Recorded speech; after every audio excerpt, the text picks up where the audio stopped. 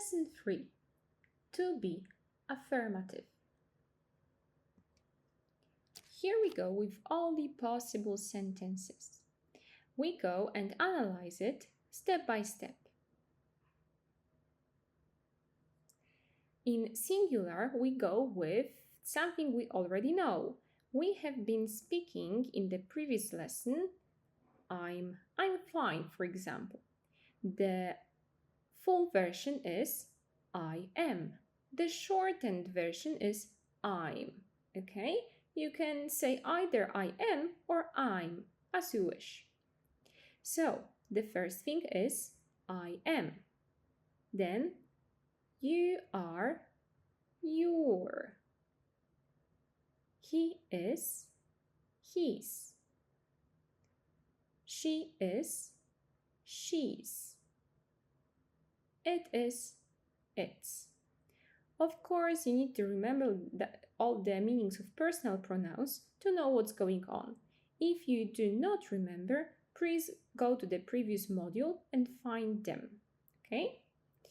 In plural, we go with we are, we're, you are, your, they are, their.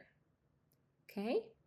And as you have probably noticed, you are on the left side and you are on the right side look and sound exactly the same. So in English language, when you say you are, it does not say if you are speaking to one person or more people. Okay? You get to know about that from the context of the conversation. All right. So now we go the theory. Let's go into some very, very easy sentences. Look at here. I am happy. Or you can say, shortened version, I'm happy. You are hungry. You're hungry. He is okay. He's okay. She is angry.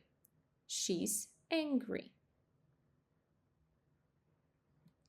It is tired. It's tired. We are great.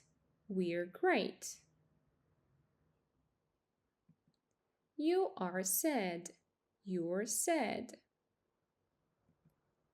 They are very good. They're very good. Please remember to repeat everything from this page.